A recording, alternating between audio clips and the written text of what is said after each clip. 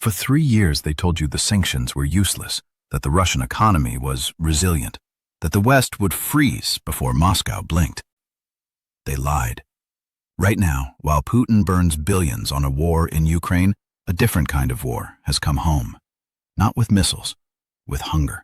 Factories are shutting down, store shelves are going bare, and the people who believed in the Russian dream are waking up in a Soviet nightmare. Putin promised you the glory of the USSR. He delivered the breadlines. He just forgot the glory part. This is the winter of discontent, and it's only getting colder. Let me start with something simple, something everyone understands. Milk. Official inflation is 9%, but ask any Russian parent, it feels more like 30%. Retail sales of basic staples, milk, pork, rice, dropped by nearly 10% in September. Think about that. People aren't cutting back on Netflix subscriptions. They're cutting back on rice. When a nation stops buying food, that's not economic adjustment. That's a population in survival mode. And here's the kicker. It's going to get worse. But food is just the symptom. The real disease is deeper. The Russian middle class is dying. Only 8.3% of families can afford a down payment on an apartment. The rest? The dream of home ownership is over. It would take the average Russian worker 6 years to save enough for a deposit, and that's assuming they don't eat, don't pay rent, don't get sick. This isn't an economic slowdown. This is the systematic elimination of upward mobility. For decades, Putin's deal with the Russian people was simple. Don't ask questions, stay out of politics, and you'll live better than your parents. That contract is void. Today's young Russians are realizing they'll be poorer than their grandparents were under Brezhnev. At least back then, housing was guaranteed. Now, nothing is guaranteed except the draft notice. So why is everything collapsing? Simple. Ukraine isn't just fighting Russia on the battlefield. They're burning Russia's bank account. 61 drone strikes, 24 major refineries hit. This isn't random. This is economic warfare at a surgical level. Every refinery that burns means diesel prices spike. Diesel prices spike, truck transport costs explode. Transport explodes, food prices go through the roof. It's a chain reaction, and Moscow can't stop it. Russia, the so-called energy superpower, is now rationing gasoline in Crimea. Let that sink in. A country drowning in oil can't keep its own pumps full. It's like a fish dying of thirst. But here's the part that should terrify the Kremlin more than any battlefield loss. The trains are stopping. Russia is the size of a continent. Without trains, it doesn't function. Period. Cargo volume has dropped 7%. That's 60 million tons of coal, steel, grain, and timber just sitting in rail yards. 600,000 freight cars are idle. Why? Because the ball bearings that keep the wheels turning used to come from Sweden and the US. Now they come from nowhere. Or they're cheap Chinese knockoffs that break after a week. This is the invisible collapse, the one nobody's filming, the one that doesn't make the news. When the trains stop, factories can't get raw materials. When factories stop, workers get laid off. When workers lose jobs, they stop buying things. The entire engine seizes up. Sources: The Insider, BNE IntelliNews, Reuters. But wait, you say. The IMF says Russia's economy is growing. Sure. Let me explain how that works. If I pay you $1 million to dig a hole, and then another $1 million to fill it back up, did we create value? No. But technically, yes, we added to GDP.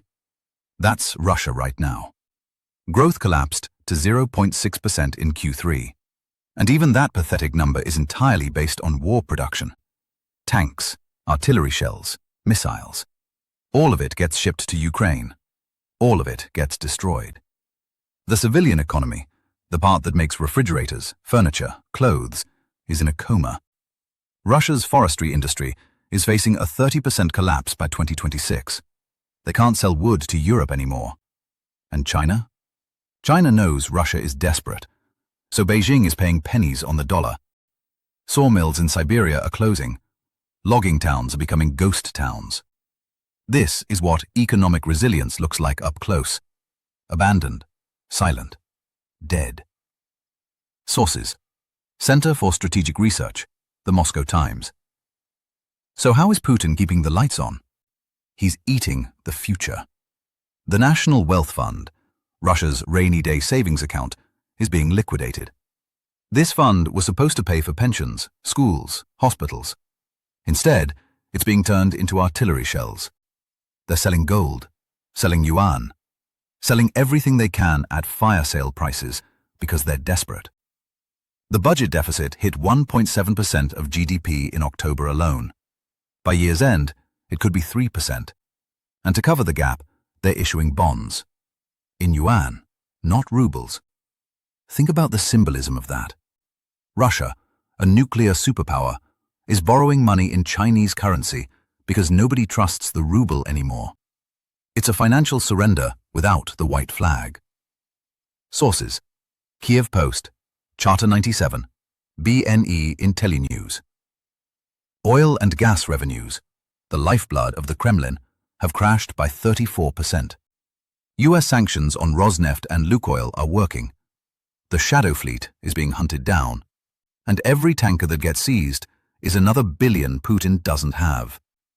So what does a desperate government do when the money runs out? It squeezes you. New taxes on electronics, higher VAT, fee hikes everywhere. Not only can you not afford a phone, the government is going to tax you for looking at one. They're trying to extract blood from a stone, and the stone is cracking. Sources: Charter 97, United 24 Media, Bloomberg. But the real cost isn't measured in rubles. It's measured in bodies. Russia is recruiting 29,000 men every single month. That's 350,000 workers yanked out of the economy every year. Think about that. 350,000 fewer farmers, fewer factory workers, fewer engineers, fewer teachers. This creates a labor crisis. Factories can't find workers, so they raise wages. Wages go up, inflation spikes. Inflation spikes, the central bank raises interest rates. High rates kill businesses. It's a death spiral. And the cost to the state? Personnel expenses hit $25.6 billion in the first half of 2024 alone. Putin is bankrupting Russia to pay for an army that can't win. Sources: Forbes, The Moscow Times, ISW. Where are these 29,000 recruits coming from? Russia scraped the prisons clean, emptied the villages of Buryatia and Dagestan. Now they've moved on to something darker: human trafficking. Young men from India, Nepal, Cuba are promised construction jobs or security work. They arrive, passports get confiscated, and they're handed a rifle. This isn't a volunteer army. It's a press gang, a slave army. India has formally protested. Families in Nepal are begging for their sons back. Putin knows that killing 29,000 Russians every month is politically dangerous, so he's outsourcing the dying, buying foreign lives to fuel his war machine. Sources: CNN, Reuters, Radio Free Europe. So where does this end? Russia is entering its fourth winter at war. The money is running out, the equipment is breaking down, the people are exhausted. Putin's betting on one thing: that you'll give up first, that the West will get tired, that Ukraine will crack before Russia goes broke. But look at the numbers. The trains are stopping, the shelves are emptying, the savings are gone. The youth are being fed into a meat grinder. Russia isn't marching toward victory. It's stumbling toward the edge of a cliff. And for the first time, the cold isn't coming from the weather. It's coming from the economy. What do you think? Can the Russian people survive another year of this? Will the empty grocery stores finally break the silence? Let me know in the comments. Subscribe, hit the bell. The collapse is accelerating. This is Global Power Report. We watch the fall, so you can see what's coming.